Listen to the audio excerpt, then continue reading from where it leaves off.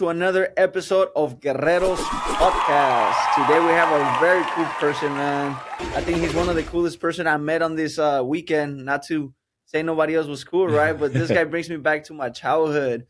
We got Pats, right? Yeah, So, Chief Pat Gats. Ooh, man, I almost forgot that part. Chief Pat Gats from First Nation Algonquin, and I hope I said that right, brother. You got her, man. You got her. It's a little bit of a tongue twister with you. So, like you said, brother, Quay. Yes. Right? Which means hello. Thank you. There we go. Yeah, We get it together. Got it. There we get it together. One thing I love about Pat that he showed me his. Is it okay we talk about the book? Yes. Yeah. So he's creating a book for children, right? Sleep habits. Yeah, how to practice good bedtime habits. See, so I think it's not going to only be for kids, man. We all need that habit of how to practice good bedtime habits, man. Yes. And so he has his language, right? He has the English word and then the Algonquin, right? Yeah, language right after. Yeah. So that's why I started with the Quay because now it to me sounds way cooler than hello, man. Yes. So, Pat, what brought you all the way from? Where did you come from? Or you know what? Before we even get into it, give our people a little bit of who Pat is and where he's from. Well, hello everyone, and my friends, especially my new friends that I've met down here. It's amazing. You guys are amazing people in that, and I've came all the way from Canada. I actually drove from Canada 35 hours and over 3,800 kilometers. And that's to come to Driven Mastermind. And Driven Mastermind is held by Albert Preciado. And let me tell you, that mastermind was amazing. I met amazing people. I picked up a lot of information, and anybody who has heard about Driven Mastermind, who's on the fence, needs to attend this mastermind because you're going to walk out of there with knowledge to 10x your business. So it was amazing. I met amazing Jonathan here and a lot of other great people. So the Driven Mastermind is an amazing mastermind to attend. So anybody there, attend it. So I'm actually First Nation Algonquin. I'm from Ontario, province of Ontario. Right now, today's date, there's about 11,000 of us in Ontario. Our land, actually, we have communities in Quebec also. So there's about 10 communities in Quebec and one community in Ontario. And my community is actually Eagle Village First Nation. And my reserve is actually on both Quebec and Ontario territory. So I have a wide range of land up there. And I specialize in hunting. So I live off the grid. I like to hang out in the bush. I find that's my tranquility and my peace and quiet. So Dude, one of the things that caught my attention to you is when I came to meet you, man, you just had a tank top. You're like all tattooed, you know, your eagles out and everything. And I'm like, Maria comes and goes, she's like, you're going to like this guy. And I'm like, who's that guy, man? Like, I was over here tripping because I wanted to be all like fitted, you know, like nice shirt, like dressed up. And I'm like, and I come in here and I see Pat. Right? And I started talking to you and I was like, damn, bro, this guy's freaking cool, man. So, you know, the other thing that I didn't even know at the time was that you were over here hunting some big game, brother. And not the safe way of, you know, shooting with a gun, but you were over here shooting with bows, spears. Yeah. Right? Well, do you think anybody in our age can do that kind of stuff right now? Like, do you think if you were to put someone, like for myself, someone in the 30s that's been in the city their whole life, do you think they'll be able to handle that the outdoors? Well, it's definitely a harsh environment, especially if you're not used to it, to be getting into. But that's actually what I created Hunting for Greatness, the Native Ways for, is actually to be able to give men our age, even older, the chance and opportunity to actually go hunt, experience the outdoors, and get back to our basic roots of humanity. Because even though we've been in modern times in society, in the city, and that, we all came from living off the land, living like caveman, nomadic days. And so yeah, it's been lost in our 21st century in that, and I'm trying to bring this back to life and show people that we don't need to be all caught up in modern times and the media and all of these distractions and that, and we need to come back to the basics. And one thing too that we've been doing a lot, the human race, is destroying Mother Earth. And if it wasn't for Mother Earth, we wouldn't be existing here, folks. So we need to start treating Mother Earth with a lot more respect. And it provides us our water, it provides us our food, so we need to protect that. And that's where the indigenous culture, actually beliefs, come very strong, is practicing on conservation and preserving Mother Nature, because once that's gone, we're never going to have that again, right?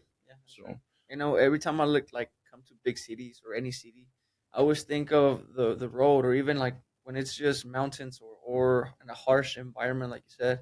And then I was like, damn, man, they just paved over they're paving over the world, right? Yeah. And it makes me think, it's like, Mother Nature has its pores. Yes. And once you pave it, it's like it has no way to breathe, man. Right. Right? Yeah. So now all these people are freaking, who doesn't drive cars, right? We all need the cars. That's definitely how you got out here smoking all those little race rockets. I couldn't keep up with that 800 horsepower truck, man. Yeah. Oh, yeah. No, I actually surprised a lot of folks out here. So I'm rocking the Raptor R, which it has 700 horsepower. Let's go. It goes to 0 to 60 in 3.6 seconds. It's got 600 pounds of torque, and we're talking 35-inch tires on the truck. Oh, yeah, those things look at that like a tank. Oh, I was looking at that. I was like, God, dude, I think one tire makes up for 4 of my little vehicle, man.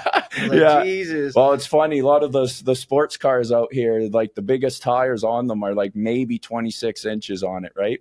So on the way up here, I have actually had Mustangs, I've had Corvettes, I've had Camaros, man. Try to end up testing me, and then, man, they got nothing. I just stepped on the pedal, and there's this native, man, just flying in the wind, man. And then you want to look at the looks on them after, man. Oh yeah, they got a shock. They're like, "What was that, man?" Bro, I was just thinking, I was like, man, back in the day, of course, you got the Chiefs on one horse. You over here on how many horses? 800? 700. 700 horses at once, man. Handle that, What a change. What a change. Yeah. But one thing I did notice is the streets down here are small, man. Like my truck is a little bit wider than the average truck, but I'm like riding right on the edge, especially when I'm downtown Hollywood, man. I got to watch for all the other traffic beside me, because I'm like, they're going to give me a new paint job. Either that, or you're going to freaking just run them over and squish them like a monster truck. That thing is lifted, right? Yeah. Dude, it's amazing. Yeah. When we're at the mastermind, I was when I walked into in the inner circle, when we're at the office, I did not see your truck. And I always thought about, or one of the cars I always wondered, one of the trucks I always wondered was the TRX. Oh yeah. And that's because I seen a commercial, right, that said that they tested that thing like out in the back. They freaking went racing with it, and it was the one that actually made it through all the elements and the test that they put him through. That was the one truck that came out alive. Yeah. Out of all of them, right? So I was like, I need that truck. Yeah, well, another thing with the truck too is especially the Raptor, Ford has specialized in the suspension system. So the difference between the Dodge TRX and then the Ford Raptor is the actual frame and suspension on it. So the TRX was the first one that had the Hellcat in it, right? Mm-hmm. And went 700 horsepower. And it was supposed to be the Raptor Killer. That's what Dodge nicknamed the TRX, right? The Raptor Killer. And so Ford came out with the Raptor. And the difference between it is it just doesn't have just the 700 horsepower, but it rides like a Cadillac, man. Like, it is such a comfy ride in there. And like the material, the interior in the Raptor R is like top of the line. So like the seats are all micro suede. It's all carbon fiber in there for all the dashboard and everything. And then what's not micro suede, it's leather. Right, so the seats are all bucket seats, and so this ride on it is just smooth, man. Oh, yeah, man, I think it was a trick to watch, to see, even just to lean my head over the window, which I had almost a detail, man. I was like, this thing is freaking sweet. Yeah, And so especially I needed a good ride when I drove over 35 hours to come here. Dude, a better a smooth ride and a heavy foot, because it sounds like you were freaking over here just gassing it nonstop, man. Oh yeah. What was the best? What was the best experience coming? Like, I know the whole thing was a great journey, right? Yeah. Coming from Canada out here, but what was one of the best moments, like driving down on the road? My favorite spot was when I hit the Nevada state and actually drove. I don't know what the desert is there, but you cross the desert going across Nevada. So I went through like pretty much from east coast of U.S. right to the west coast. And when I hit Nevada, it comes into a desert area, and there is no traffic, open roads, and let me tell you, there's no police to monitor my speed limit. So let me tell you, Ford, I tested out the Raptor right to the floor, and let me tell you, it's got balls, man. What did you top it up at? I actually had it up to 210, and that, Jesus. yeah. And that's when I actually was going fast enough, and it was still climbing, and I was like, well, that's good. That's good for this guy. So Did you decide to take the road less traveled? You know, like just forget the pavement, just hit the actual desert. Actually, some people do that once in a while. You know, they see the traffic, and some people know like the way around the actual desert. Well, I was already risking it enough, like going through the territory and that. So I didn't take it off road in that, because I didn't want to ruin or break something and then be stranded out there in the middle of the desert. So it's all new area. This was actually my first time coming to the West Coast, man. Well, welcome to the West Coast, yeah. bro. Much love to you here. Yeah, I love welcome. it. Yeah, I love it, man. Here, it's beautiful weather, and let me tell you, the people here are amazing, man. Like this is like a brother from another mother right here, man. I so. Appreciate you, dude. Left hand. They said left hand for the fake man. The right hand is the one we shake with, right? Yeah. And I got that. I actually got that from. He was 9 years old when he told me this. I was like, "Yeah, man, have a good day." He's like, "Nah, brother, left hand for the fake man." Yeah. I mean, we were right. I was like, all right, like, damn, yeah, man. And like, usually the right's the strength too, buddy. Yeah, so there you go. Yeah. I mean, I am already dominant with the right hand. Yeah. Right? So, but dude, it's one amazing thing also is this guy brought all his gadgets out, and I call them gadgets, man, because I mean they're literally weapons, man. Yeah. Weapons of weapons that bring out the beast in him. He brought out a Spartan spear. That thing literally remind me of a Spartan spear, brother. Yeah. It's all stainless steel, right? Freaking brought it out, start playing with it. That thing was good enough to give somebody a good shaving. Yeah. And then you also have your bow and arrow, which you actually brought out, right? Yeah, I actually got it here to give you guys an example, tell you a little bit about it. But just to speak on that spear there, most people don't even have that spear. It's actually, I had that custom made, and it's made out of stainless steel. And I had to have it perfectly balanced in that, because to actually use it, and it being made out of stainless steel, you can't have it too heavy or that for it, or it's not going to work properly. So I have it perfectly balanced. It's a double-edged spear at the end of it. It's about 2 feet long, the spear itself for it. And I actually use that for spearing big game animals. So what I'm actually trying to do to get on video, because nobody has ever did this yet, is me spearing up close within 6 to 8 feet of bull moose, which is grows about 1,200 pounds up from Canada, where I come from. So I can actually, I know how to call them in and bring them up close to me. So usually rut season, when they get all horny and that, and they're out. I'm telling you guys be careful with that horniness, because they get you in trouble. You see what he says? This guy's doing over here, getting killed out there out of the feeling of trying to get a mate. Yeah. See, even in the animal world, John, the freaking women are getting the men in trouble, right? So so they the moose go into rut season, and it usually happens in fall time, and that is when their hormones go like crazy. They actually go in almost, they get hypnotized, right? And the women actually release a scent, and once a bull moose picks up that scent, it's go time, right? So it's like it's nonstop for that moose, and so he goes in a trance, And for a couple weeks, they go after trying to mate with the moose and that. So at that time, you can actually trick the moose into thinking that you're a female by scenting yourself up with some female which is urine. So their scent is actually from the female cow, and that's what the female moose is called a cow. And you put the urine on you to simulate that you're smelling like a female, and then you do some moose calls. And like the moose calls, I can do an example here. Go ahead, bro, throw it out. Because from what I'm getting is now, I mean, nowadays it's perfectly fine because everybody's identifying as everything. So nowadays you're gonna be identifying as a female moose. Right? So right now, this is actually a female moose call.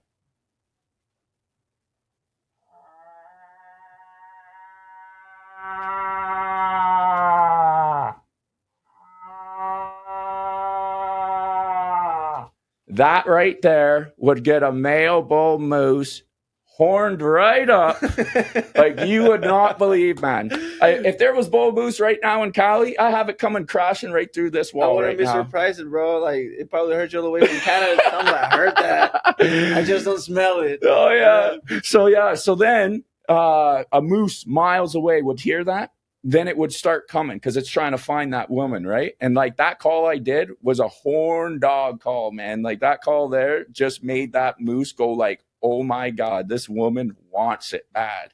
That sounds like every man at the club when they're drunk. I hear it, I smell it. Yeah. It's like they forget the brain and start thinking with the other head. Yeah. You know? Oh yeah. Oh, dude, this is freaking amazing. So then the moose will come, and then that's where I'm trying to get on videotape the moose to come in within spearing distance, and I'm going to use that stainless spear that I showed you guys, and I'm going to spear a bull moose and have it on videotape. And when that happens, my friends, it's going to be the first time ever that it was caught on video. Hey. And where did you say you went that most people were actually shooting? What was it? Wild boar? Yeah, wild boar. So last November, I actually went for a wild boar hunt in Corsica, France, which is an island off the south of France.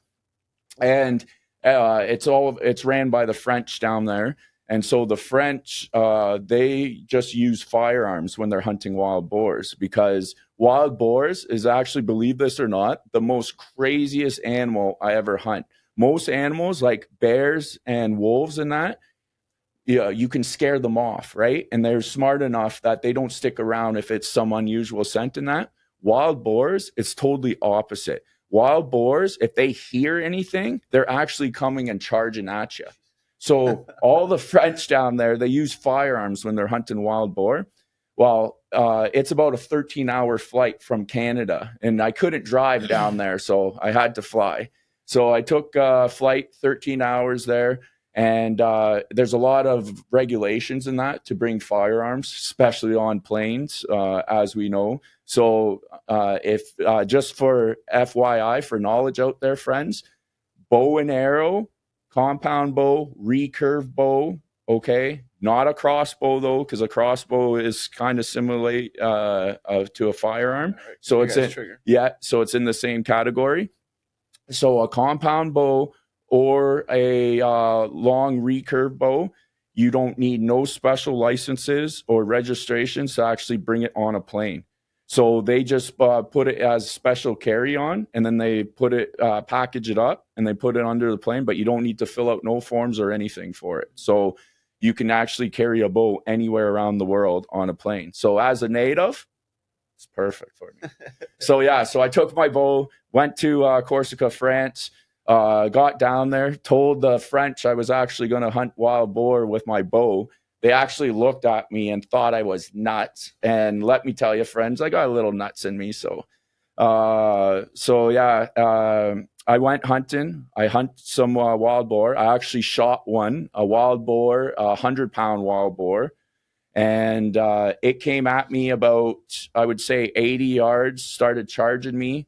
And I put up my bow, wait till it came within range, about 40 yards, and I shot the boar right in the head with my bow and arrow.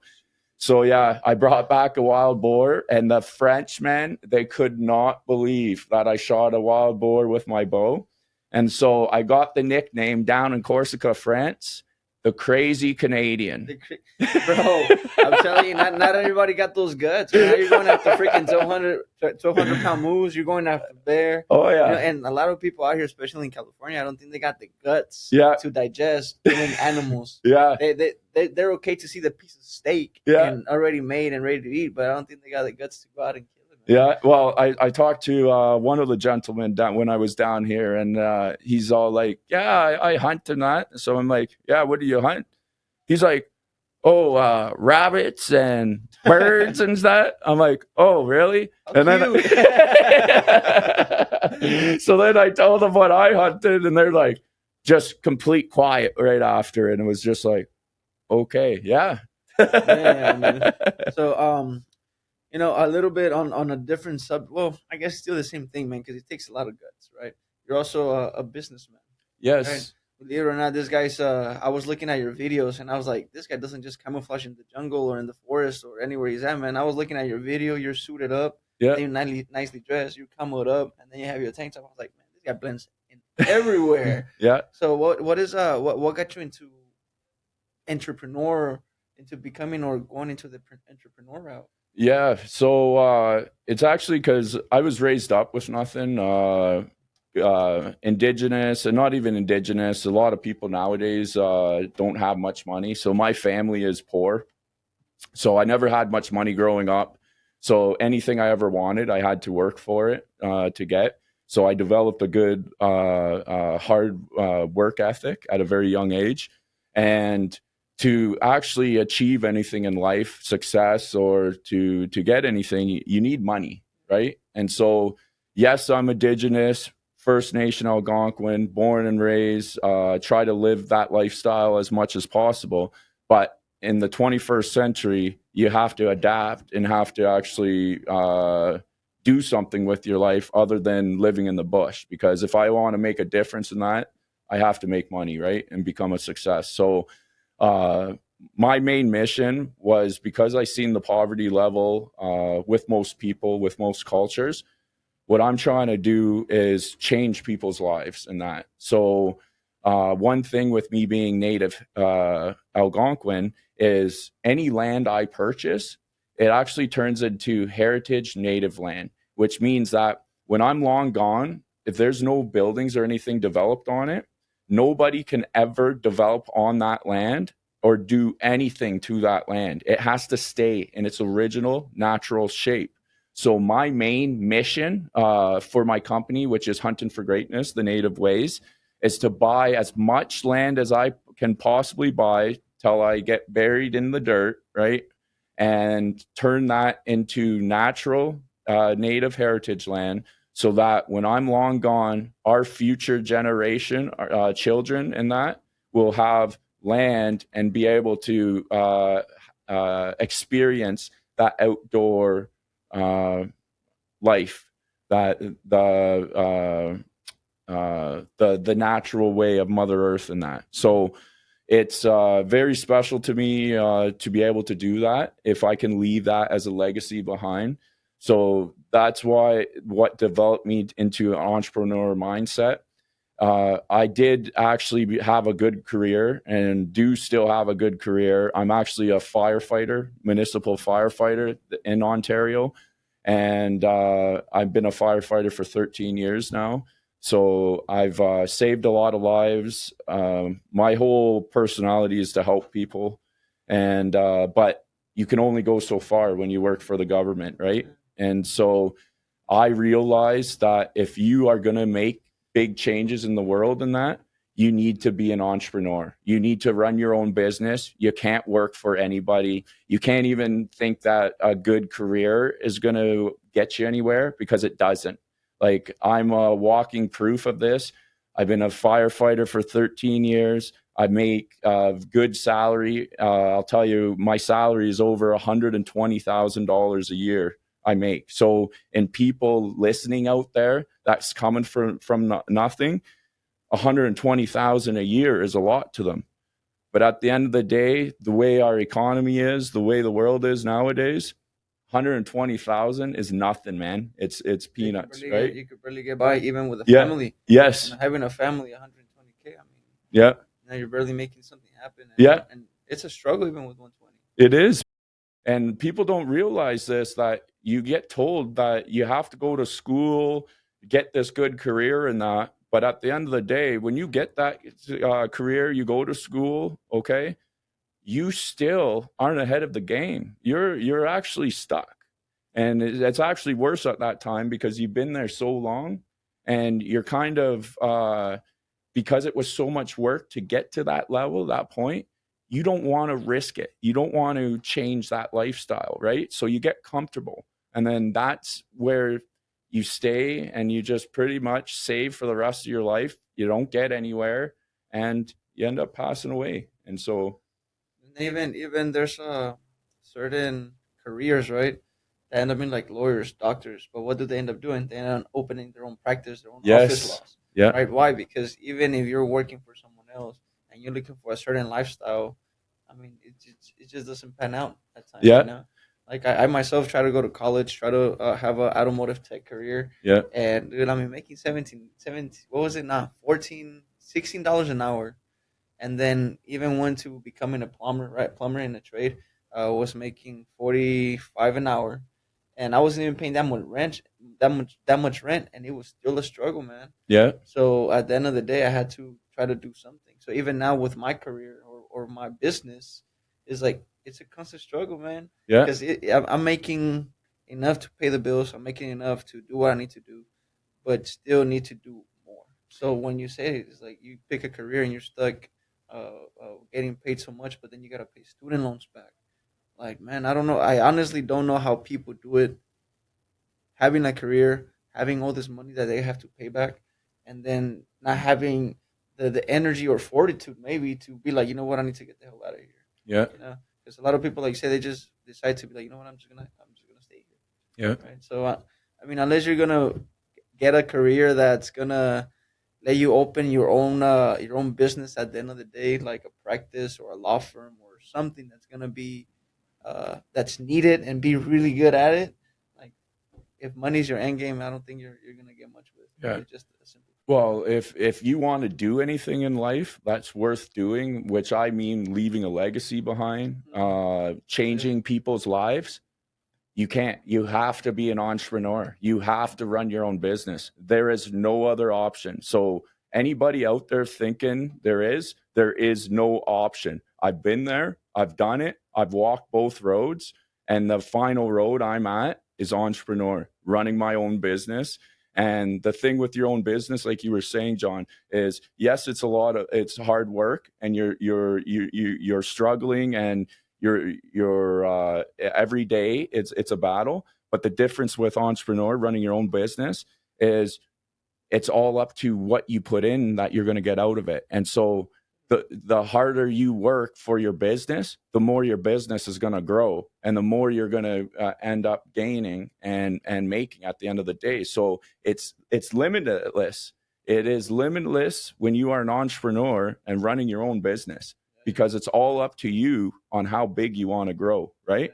That's why that mastermind we attended to, John, Driven Mastermind, ran by Albert Preciado, the most best investment you can invest into yourself, especially if you're trying to start your own business. Yeah, man, that's where I come from too, man.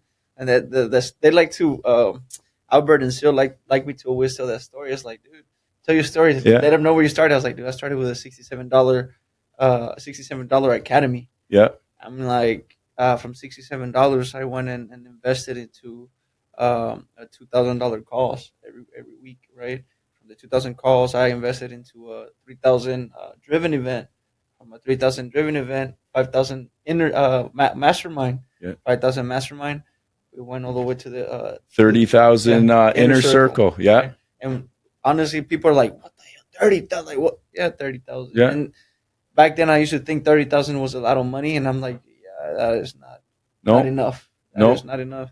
And it's tough. Like I said, like you just said, man, it's been tough having a business, but it gives the freedom to do what you want. especially if your mindset is there. And no matter what you try to do in life, whether it's school, your own business, entrepreneur life, whatever it is, even if you want to be a salesperson, especially a salesperson, you gotta have a mindset, a Yes. great mindset. Yeah. And I mean, even for hunting, I don't like you say, Yeah. I don't think a lot of people my age in their 34s that's been in the city using the phone all the time. I really don't think they can handle the outdoors that way No. because the mindset is stuck in a city. The mindset is stuck on a phone. Yeah. You get them away from a phone, they lose their shit. Yeah. Kind of like when Instagram kind of went down for, I think it was like for a day. Yeah. It was like, did your Instagram go down? What's going on? Did you check? I was like, what's going on? People like, relax. It's just Instagram, you know? But a lot of people count on that social media. A lot of people count on the new ways of doing things. Yeah. Forget that we have Mother Nature at times. You know? Well, that's the thing, right? Everything's now computerized and electronics. And we had an episode a couple years ago in Canada where Rogers, which is the number one telecommunications system that runs all the cell phones and internet in Canada, actually went down for like 2 to 3 days. Okay. And let me tell you, people thought it was doomsday down in Canada. Like, they went crazy, man. I couldn't believe it. Like, and that was just cell phones and internet that went down for a couple days, and people did not know what they could do with themselves, right? So this is kind of what my hunting for greatness stands for, is actually reconnecting humans back to Mother Nature and end up bringing them and showing them the basics of life. Like, telling you folks, like, it doesn't take much for electronics to go down. And you see all the problems that's happening around the world. Like, believe this or not, we are in World War III, man. It's in a new age war, right? And so everyone's fighting. So you never know when all the electronics are going to go down. Now, what are you going to do when it goes down, right? You're going to want to have a friend like Chief Little Eagle here. Yeah.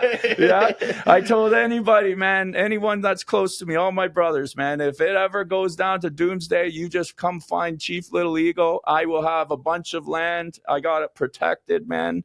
And I got your back, brother. So you come find Chief Little Eagle. We got you. I'm good with a slingshot. Yeah. I'm good with a rock in my hand. I got pretty good aim. Yeah. Even my kid, man, anything he throws, he's like, he was using my little Chihuahua's target practice when he was younger. I was like, that's my freaking kid, you know? Yeah. I mean, I don't condone animal violence, but Jesus, this kid was literally grabbing anything. He grabbed a toy. You see a little puppy running around, he just, whack him right in the hand. I'm like, dude, where did you get such a good arm? You know? Yeah. But like I said, man, from my young days, my grandpa raised us hunting, deer hunting. Yeah, the cute bird and rabbit hunting, you know. Yeah, well, he was a good man. I didn't know your grandfather, but yeah, God bless him. He's a good man for teaching. And I do believe that everyone, whether you live in Cali, whether you live in Miami, it doesn't matter, that you should at least know the basics. Because if something does happen, how are you going to protect your family, especially your loved ones, man? Right? Like I'm a pescatarian, bro. I love fishing. Yeah. So if you put me near a body of water, we're eating fish. Yeah. I mean, even if it's tadpoles, bro, I'll catch those. Well, that's the thing too. No, you made a good point, John. If you're against killing animals and that, fishing is the next best thing, man. But do you know how to fish? Do you know how to end up putting a line together or making a makeshift net out of just materials? Because if something goes down, you're not going to be able to find fishing line or that, especially if you're in a city, man. I don't even think I saw anything fishing or hunting. I think I was the only hunted friggin' creature walking around California. So yeah, dude, usually everybody's very like, the people that I've met are very not hidden, but they are to themselves, to themselves, conservative. Yes, right. They're conservative to this kind of things because, like I said, California is very sensitive when it comes to this stuff, man. And I'm just like, the fuck, you guys are eating chicken fajitas, beef fajitas, but just because you guys didn't see the animal get killed, it just doesn't count or something. Yeah, you know, like, dude. I mean, at the end of the day, you're eating a burger. Like, where the hell do you think the meat came from? Yeah, and actually, that's actually way unsanitary where it is. Like, it's actually warehouses, and they're just pretty much growing animals, particularly for slaughter. Okay, and then they go on a conveyor belt, and it's just in a warehouse all day constantly, and they're killing these animals just raised just for food that you get in your grocery stores. And talk about, they're doing thousands of animals daily, every single day. Talk about them cleaning? No, it's not clean, man. And some of the meat, what it's made out of, like hot dogs. Any of yous out there that eat hot dogs? And look it up. I dare you. Yeah. You know, look up. You ever watch What the Health? No, I haven't. If you watch that, you would be like, holy, like it's freaking. It got me thinking a lot, man. Yeah. It literally changed the way. Like, if I eat something, like I'm like, I don't want to eat this, but there's like no other option. Like, what do I do? Yeah. I was like, well, I have to eat, man. But I definitely don't eat hot dogs just because I see what's processed through that. I don't eat ground beef just because I don't know what beef it is and how they ground it up. Exactly. If I'm gonna do ground beef, the best thing is to actually give me the good chuck, you know, and do the grounding ourselves. Yeah. But I don't do none of that processed meat. As the processed meat, I don't touch. Yeah. You know? Well, and that's good way of thinking, because you don't know what's in that meat, man. And you know what's in the moose when you prep it, though, right? When you dress it up. And well, that's the thing. Like, I do everything for my wild game meat in Canada. I hunt everything myself. I field dress everything myself, and that's another thing that most hunters don't know how to do, is field dress their own meat. They can hunt and they can kill the animal, but they don't know how to actually clean it, right? And so that's another thing. I've written 3 books, and one of my books is actually just on field dressing, just to teach you. It has pictures, information on small game animals, because when you start off hunting, you want to start off small to get to practice, right? The cute ones. Yeah. The ones that you big hunters here in California, the rabbits and the quail and that. Yeah, those are the animals I'm talking about that you'll start in field dressing. But when you grow up and become a native man, then you come see me, and then we'll go hunt some bears, some moose, some deer, some wild boar.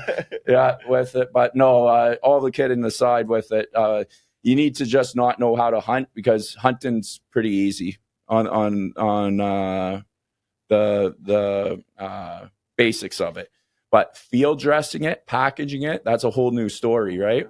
And I'll tell you, I'll give you a tip right now, friends out there, for packaging your meat. So after you field dress, you take the hair off, you take the meat, the specific cuts from the bones and that on it, and you want to package your meat to put in the freezer. The best way to package your meat to last the longest is you wrap it up in saran wrap.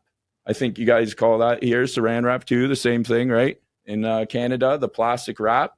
You wrap that around the meat. You take out all the air from it, okay? Then you wrap that with butcher wrap paper, and then you just seal it off with some masking tape, or not masking tape, just some tape. And that there, your meat is good in the freezer for 1 to 2 years. Yeah. Man, I need to get myself to hunting, man. I had eaten wild meat, which was deer, and then I got to try bear sausage. Yeah. And that was from a friend of mine that loves hunting too. And he literally does what you do, man. He like, I'm not going to work today, man. I'm just going to go out and do my thing. He gets lost for like a whole week and then comes back with freaking ton of meat. Yeah. Well, so that's the whole reason why I hunt big game animals, is because you get large amounts of meat. So for example, 1 bull moose, you'll get an average of 500 pounds of meat. And that you're making steaks, roast, hamburger out. So 1 bull moose will supply my family for a year in meat. Yeah. And like this year, because Guerrero you are, bro. Going out there. Yeah, and I actually too understand for my Hispanic brothers out there, guerreros, learning, man, warrior. I love it. I love it, man. Didn't you say you have that was the other thing too? You have a warrior. Yeah. Tatted on your back. Yeah, right? Actually, I'll even show you guys there on it. Look at that. Right on the spine. Boom. God's warrior, man. Jeez, dude.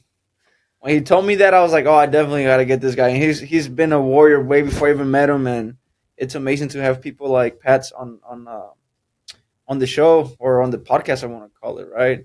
Because at the end of the day, man, he's over here teaching us about hunting. He's over here letting us know what it is to be an entrepreneur, what it is to be out from all the gadgets, even though we're using a ton right here, right? Yeah. But Man, it's always great to. Yeah. But it's one of those things, man, that it's a pleasure for me to have you here, and an honor, brother, because it's not a lot of people can do what you do. You know, Yeah. you're part wild man and part CEO out here. You know, and so if there's anything you can give, how old are you now? If you don't mind me asking. I'm 38 years old. 38. If there's if there is one thing you can tell your younger self, let's say your 15 or 20-year-old self, what would it be? It would be to get on the entrepreneur path right away. Like, I wish I would have been doing what I'm doing right now, like when I was 18 and 20 years old. But let's, to be honest with you friends out there, and not to make the story different, but I was just like most of you out there, you know, partying, drinking, and I also had a drug problem when I was younger. And we're talking in my 18s, young 20s and that. So I'm 38 years old. And since I was 28 years old, I've completely stopped everything. That's when I changed my life around. I had a dramatic life event, which I almost died from. And so I changed my life around. And from 28 years, it's been 12 years now. I don't drink. I don't do drugs. I don't party. And my main focus is my family. So I have 3 daughters, and my main thing is to build an empire for them and to show them a life that I never had growing up, right? So if I could talk to my young self, I would say, get on that entrepreneur mindset and never give up. That's the problem nowadays with people, right? Is most people, once things get tough, they give up and they quit. But the thing is once you quit, you never know when you're going to break through and get to that next level. Mm-hmm. And so entrepreneur is hard. If it wasn't hard, everybody would be doing it. Right? That's why they call it the 1%ers out there, man. It's the 1%ers. They're the entrepreneurs. Yeah. But the thing that I will tell you to give you guys hope is everybody can be a 1%. It doesn't matter who you are, which culture you come from, what environment you come from. Everybody has a chance to be the 1%. It's all if you put your mind to it and you put into the action, put in the work, That's man. Right. And so that's one thing I know. My life has been hard. I've overcome so many obstacles. Even right now, friends, me just traveling and that, all joking aside with it, I've invested over $60,000 into myself within the last 2 months, okay? I have a family, 3 daughters to end up taking care of. And I also, in the last 2 years, have spent around $200,000 in different things, growing my business, writing my books, making other products and that, right? So to be completely transparent to all of you viewers out there, I'm at my top edge right now. I've invested everything I've saved up from my career, working as a firefighter that was supposed to supposedly give me that American dream, if you want to say, which did not give me that American dream. Entrepreneur is giving me that American dream. But I'm at my top right now. I have a lot on my shoulders. I have a lot of business that's going on right now, and I got a lot of people relying on me. A huge responsibility. That's another thing, John. With me being chief, I am one of the youngest chiefs of my people to ever exist. So that is a huge responsibility. I got 11,000 Algonquin people in Canada to be that leader, to be the chief of all chiefs too. So not even that, I have my own intermediate family, my business, my products that I have to try to make my money back that I've invested into it. I have 11,000 people to lead, to look up to, and be that example for them, right? That's some big shoes. And so that's why I've committed to myself to be that leader that does not drink, that does not do drugs, that does not party, because I am the minority, okay? And I'm not following the majority. And to get to the level I'm getting to, you need to live that lifestyle, friends. It's not easy. It's hard. Takes a lot of discipline and commitment. But guess what? Everybody can do it, man. That's right. You just got to put your mind to it. Just like this, limitless, man. Limitless. It's unstoppable. It's just what you put your mind to. That's right. You can do anything. That's right. Anything's possible. And you know what impossible stands for? I am possible. That's right. I got to break that baby into two. Yeah. And I got one more quote I live by, friends, is if you can't do great things, then do small things in great ways. Wow. Napoleon Hill. Wow. That's beautiful. Yeah. And I think it's a perfect time to ask you, brother, what does it mean to be a guerrero to Pat? Oh, to be a guerrero. And I hope I sound it right. I'm still practicing my Spanish, no worries, friends. Man. You got it. A guerrero. There we go. I am a brother. It's like I said to you, John, you're a brother from another mother, man. With you being a warrior, that's your warrior in your culture, man. And that's me. Like I showed you guys, I got warrior on me, and I'm a warrior just from Canada, man. I'm your Canadian warrior. So what Guerrero stands for me is just being that true, real man, that warrior that stands up for his family, that wears his heart on his sleeve, and that never gives up. That's what Guerrero stands for me, brother. Damn, brother. Look at that. If there's anybody out there doubting themselves, trying to figure out life, like he just said, man, do small things with a great intention, and don't just freaking give up. The minute you give up, you're going to find yourself trying to do something else. And you're going to find out that it's hard as well, and then you're going to give up again. So it's the mindset. Work on your mindset. Work on yourself. Become that leader for the people that are counting on you. I mean, Pat's right here got 11,000 people counting on him. And you're here just, possibly most people just got to count on yourself. And if you can even keep yourself up, how can you even keep up and be a leader with the people that you are supposed to be a leader for? So, Pats, thank you again, brother, for being here in Guerrero's podcast. I appreciate you, man. I know you got a long trip to head back home. And may God bless you on that trip, and you have safe travels, brothers. I appreciate you being here today. Yeah, Jonathan, it's an honor to be here on Guerrero's podcast, and also with Limited Studio. So that's to our other brother, John. A shout out to you, my friend. Brother Jonathan, that's right. Yes. And I'm leaving right from here from this podcast, and I'm driving right back to Canada, to my home and native land. So I'm going to be on the road for the next 35 hours, friends. I will be filming my journey back so I can share with you guys my adventures in that, because I don't think there's many of you that will take the initiative that I have and walk my path or walk in my shoes. So the least I can do is show you guys the world and show you my journey, my adventures, show that I never give up, that I keep going. And that you guys follow me. Follow me on Instagram at hunting4 greatness. So hunting4 greatness. Follow me if you want to know more about the native ways. Get back to your natural roots. Also, John, I'm working on right now a mastermind so that people that want to experience this life true and real, you can actually come to my territory, to my land. I'll take you out hunting. If we get some animals, which I'm pretty good at, we'll get some animals. I will show you how to field dress them, package them. You can even take your own meat that you get home with you.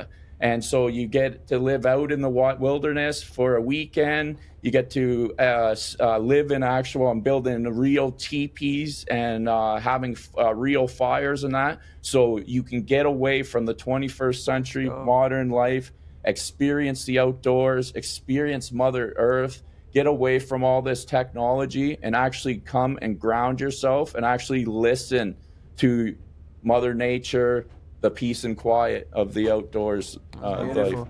You guys already know. You guys already know where to hit up Pat's. He's already Is there anywhere else they can find you? Yes, I do have a website too, www.patgatz.com. So you can check it out there. That has my books on there. And then also my coaching is going to be on there too. So you can contact me. But friends out there, don't give up. And the ones that are struggling and having problems, there's always somebody out there to help you. So there's many people that's willing to give the shirt off their back for you. So don't give up, friends. Keep working hard, and you will make it to the top.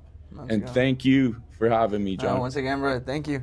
Again, there you have it. Hats, First Nation Algonquin, here on Guerrero's podcast. Don't forget to watch. Don't forget to share.